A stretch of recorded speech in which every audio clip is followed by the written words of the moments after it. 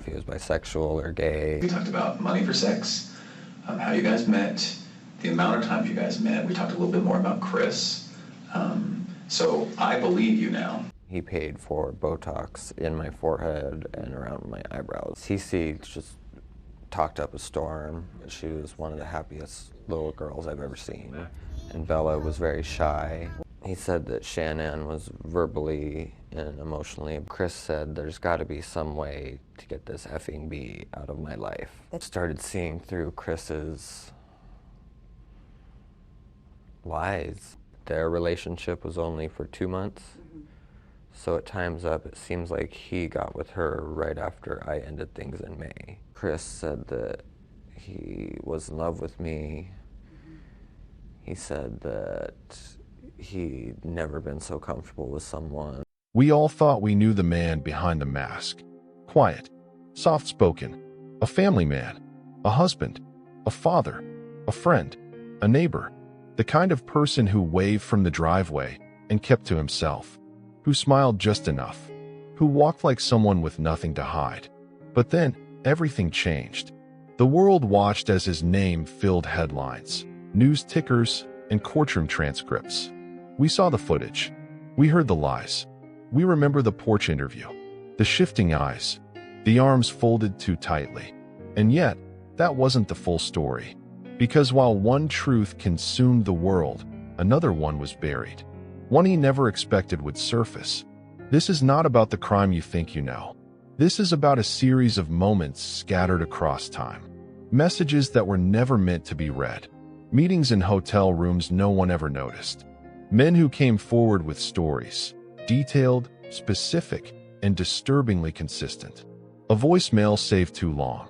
A screenshot that didn't match the narrative. A timeline that raised questions.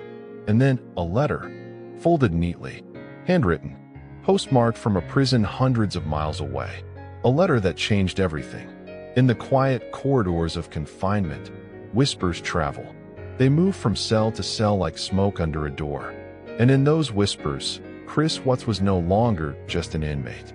He was someone else entirely. Tonight, we examine the life he tried to keep hidden. A life that unraveled the image of the man the world thought it understood. Because for every person who came forward after the cameras stopped rolling, there was one question that remained. Who was Chris Watts when no one was watching?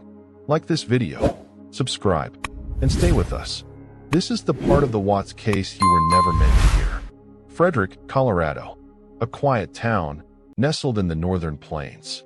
Streets lined with well-kept lawns, clean sidewalks, and homes that look nearly identical from the outside. Life here moved slowly, comfortably. It wasn't the kind of place where people asked too many questions. And Chris Watts fit right in. To most, he was ordinary, maybe even forgettable. The man who showed up to neighborhood barbecues, beer in hand, polite but distant. He didn't say much. He didn't need to. He had the look of someone who lived a simple life. A steady job, a wife, 2 little girls. There were photos on Facebook, family vacations, matching outfits, smiling faces. But look closer.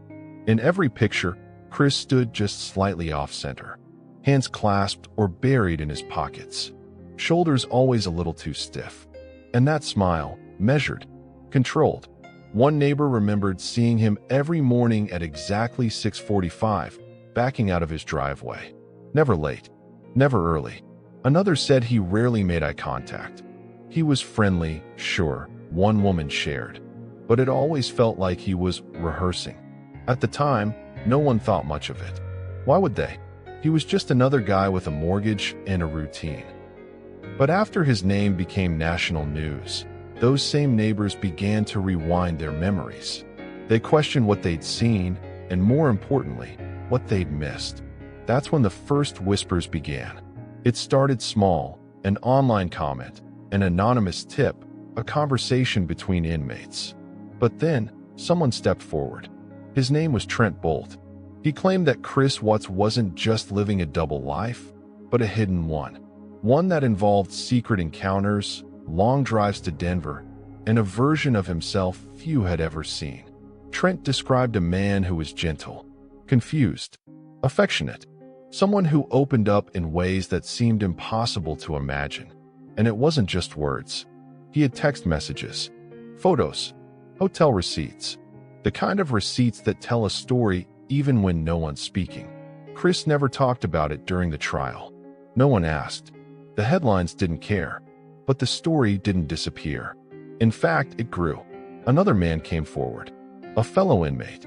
His claims were different, more raw. He didn't talk about love. He talked about possession. He talked about a lubricant, a favor exchanged for silence. He said Chris had changed, had started working out more, grooming himself differently. At first, it was dismissed, just prison gossip. But then came the letter. It wasn't addressed to a lover. It was addressed to someone Chris trusted, someone on the outside. And in that letter, in careful handwriting, Chris acknowledged that he had struggled with urges. He called them confusing, shameful. He didn't say much more, but it was enough. Enough to spark new investigations. Enough to make people start asking different questions. What if the man they thought they knew, this quiet, calculated figure, wasn't just hiding a crime? What if he was hiding himself? What if everything, the image, the marriage, the picture-perfect life, was a cover for something he never had the courage to admit? And what if that secret life began long before the headlines? He was young, blonde, outspoken. When Trent Bolt stepped into the spotlight, the public didn't know what to make of him. Some called him a liar. Others called him brave. But what no one could ignore was the detail. According to Trent, he met Chris Watts on a male hookup app sometime in 2017. It wasn't instant. There were chats at first, innocent, casual. But soon, Chris was driving down from Frederick to meet him. Trent said the first time they were together, it felt different. He didn't see the Chris from the media. He saw someone who seemed lost and desperate to be found. He just wanted someone to listen, Trent said in one interview.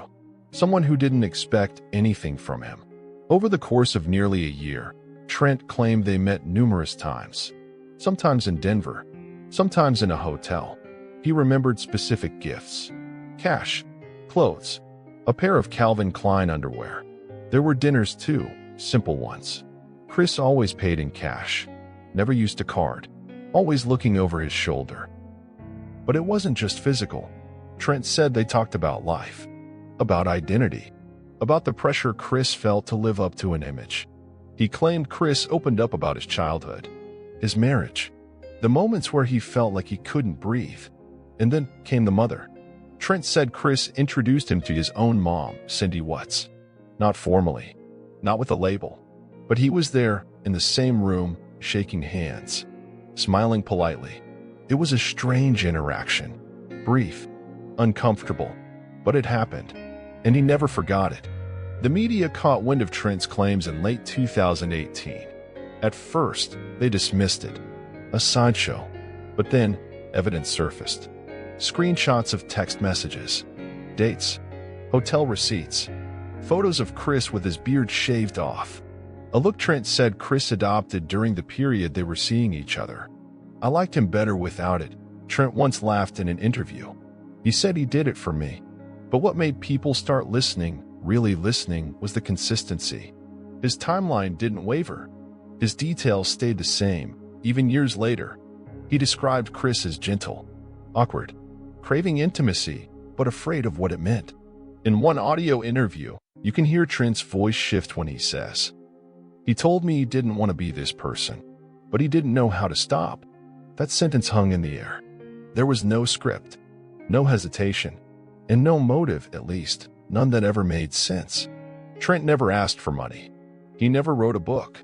He didn't monetize the story, but he did show up on camera, again and again, sitting across from anchors, fielding questions that made others squirm. He stuck to the same story, and when asked why he came forward, his answer never changed. Because people don't know who he really was. Still, there were skeptics. Always. But then came the messages. One screenshot, a timestamp, a message from Chris saying, "I wish I could be honest." Another saying, "It's easier to lie than to be alone." Trent claimed he kept them because something always felt unfinished. He never thought it would end the way it did. He said when he heard the news, he threw up. He felt betrayed, but also validated. Because if Chris could lie about that, what else had he buried? A man split in half. One side, husband, father, provider. The other, a stranger even to himself.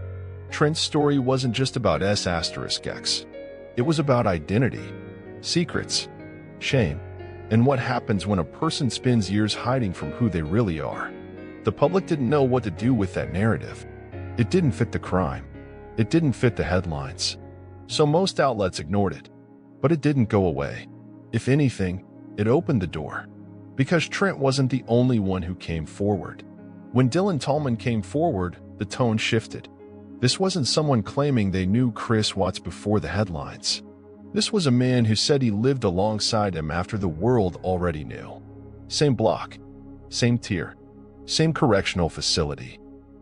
It was inside Dodge Correctional Institution where the rumors became harder to ignore. Tallman had been serving his own sentence when, according to his statement, Chris arrived under protective status. New inmates draw attention. High-profile inmates draw scrutiny. At first, he was quiet, kept to himself. No eye contact. But Dylan noticed things. Chris wasn't treated like the others. He recalled guards walking him separately. Inmates being pulled back from the showers when Chris needed time alone. And then there was the Vaseline. Dylan claimed Chris specifically asked for it more than once. Not for dry skin. Not for lips. He asked for it in private. And it wasn't just once. The way he tells it, there was a routine, a code, a guard who seemed to know when to look the other way. But it was one night that changed everything. There was an incident. No cameras captured it. No charges were filed. But within 24 hours, Dylan said he was moved to another block. He submitted a formal request for a transfer. It was denied. 2 weeks later, he was suddenly relocated, no explanation given. He believes Chris was involved, whether through quiet influence or something else. Then came the report, leaked from inside Dodge. A memo that referred vaguely to contraband possession involving a high-profile inmate. Redacted names. Dates that lined up. A mention of non-prescribed lubricant. Some dismissed it. Coincidence. Fabrication. But others began to pay attention. Because Dylan wasn't just speaking to cameras. He was whispering to reporters, providing letters, and describing things no one outside those walls could have guessed. He recalled how Chris would sit on the edge of his bunk for hours, just staring. Not at the wall, at people. He was watching, measuring, waiting. He described him as calm, almost too calm. But Dylan noticed how his breathing changed when certain inmates walked by. The shift in posture. The glance that lasted just a second too long. In a low-quality audio clip, believed to be recorded from a contraband phone, an anonymous voice is heard saying, "Watts don't talk much, but when he does, it ain't what you think." And then silence. The silence of prison isn't quiet. It hums. With secrets. With things that are never written down. Illustrated diagrams of Dodge Correctional now appear on screen. Cell blocks labeled a through D. A red dot shows Chris's location. Another shows Dylan's. They were 2 units apart. Then, briefly, just one. A disciplinary document appears. Heavily redacted. But in the blank space between black bars, 3 letters remain unblurred. VS. No context. No explanation. Just that. There are no surveillance tapes from inside the cells. But the accounts from insiders, anonymous, recorded in fragments, suggest a man navigating prison differently than most. Chris wasn't targeted. He wasn't attacked. In fact, according to Dylan, he was insulated. And that made people wonder why. Was it fear? Respect? Or had someone promised something? The way Dylan tells it, Chris knew exactly how to stay untouched. And that kind of control doesn't come from silence alone. Before he was transferred to another facility, Dylan wrote one last statement. Just 10 words. He always got what he wanted. Even in here. This wasn't just about rumors anymore.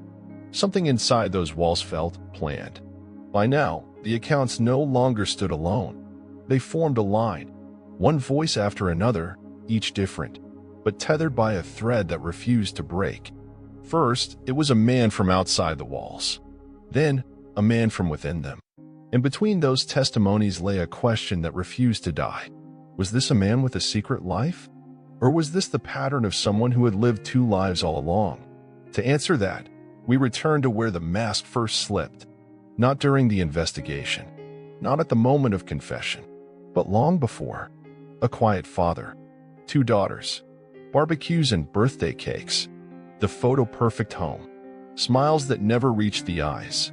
Behavior analysts began dissecting hours of footage, not for guilt, but for something deeper, something that hinted at a man acting a role. The way he stood, hands always clasped, shoulders too stiff, a smile rehearsed down to the millisecond. In frame after frame, Chris mimicked what a loving husband should look like. But something was off, too controlled, too manufactured. There were sudden expressions of exaggerated affection, hugs that happened while looking around, kisses timed for cameras. Then came the letters, written from his cell, hundreds of them. In some, he expressed regret. In others, he wondered. There were lines that stood out. I lived 2 lives. One of them wasn't mine. I wore a costume for years. Sometimes I forgot it was there. Some things I'll never say. They'd make people stop praying for me. Were those metaphors? Or confessions? We may never know. Because there were also reports. Men who never wanted their names mentioned. Voices distorted. Identities blurred. They came forward quietly. One from a gym. Another from a neighboring county. One from a short-lived job Chris once held in 2012. Each claimed encounters. Brief. Strange. Unsettling. One said Chris asked him to drive out to a park 2 hours away at midnight. He declined. Chris never spoke to him again. Another described getting an anonymous message from a number that couldn't be traced. Suggestive language. Photos. Deleted seconds later. He recognized Chris's tattoo from the edge of the frame. Experts in psychology were brought in. Men who had studied identity suppression. Closeted behavior in hypermasculine environments. How shame becomes a cage, and how some, when cornered by dual identities, don't break. They build a wall and hide inside it. But Chris wasn't a teenager in a conservative town. He was a grown man, with a job, a wife, children. So why the secrecy? Why the silence? One expert said, when someone spends their entire life constructing a version of themselves others will accept, they start believing it too. Until one day, the pressure collapses everything. So, we are left to examine. Was this the collapse of a man who could no longer balance 2 worlds? Or was the story of a gay affair part of another manipulation? A new kind of performance? A weaponized confession? An attempt to redirect attention from one horror to another? A mirror shows the silhouette of Chris Watts, but it doesn't reflect just one version. It fractures, each shard revealing a man different from the last. One, the neighbor next door. Another, the convicted killer. And another, who never said a word but watched, waited, and hid. When the headlines faded and the cameras turned away, what remained were the voices that hadn't been heard yet. Journalists who once stood in front of Chris's house, now sitting across from microphones, reflecting on everything they missed. Some admitted they dismissed Trent's claims entirely. Others said they remembered a moment, a glance, a hesitation, that made them wonder but never ask. One local reporter said, "We were all looking for the monster, but maybe we should have been looking for the mask." Inside Dodge Correctional Institution, the walls talk louder than the people in them. Former inmates, now released, came forward under strict anonymity. One recalled seeing Chris walk with someone, never touching, never speaking, but always nearby. Too nearby? Always the same man. Always around lights out. He said the guards noticed it too. That certain cell doors were never opened at the same time. That inmates began whispering a nickname for Chris. He wouldn't repeat it. Another said Chris never talked much, but always had access. To extra toiletries. To certain books others couldn't get. To small privileges that, in that world, meant protection. Or connection. Then there were the letters. Letters Chris wrote in slanted, uneven handwriting. Some addressed to no one. others to men with names that didn't appear on any visitor logs. One psychologist spent months analyzing them. She noted patterns, repeated symbols, a recurring phrase. "He said I could be who I am now." She circled it. Every time it appeared, it was followed by a drawing, two overlapping triangles. When asked what it meant, she said, "I don't think he was writing to his wife or to himself. I think he was writing to someone he knew would never answer back." Then came the whispers, low, muffled, recorded under bedsheets with contraband devices. Voices layered on top of each other. He was different, didn't talk like us, didn't walk like us, got visits no one else got. Even inside prison, where the past usually defines everything, Chris seemed to be carving out a new identity, or maybe slipping back into one he had always hidden. And as these voices surfaced, so did the public's curiosity. Why had this part of the story been dismissed so quickly? Why weren't these claims investigated further? Why was the idea of Chris Watts having relationships with men treated as a distraction instead of a possible key?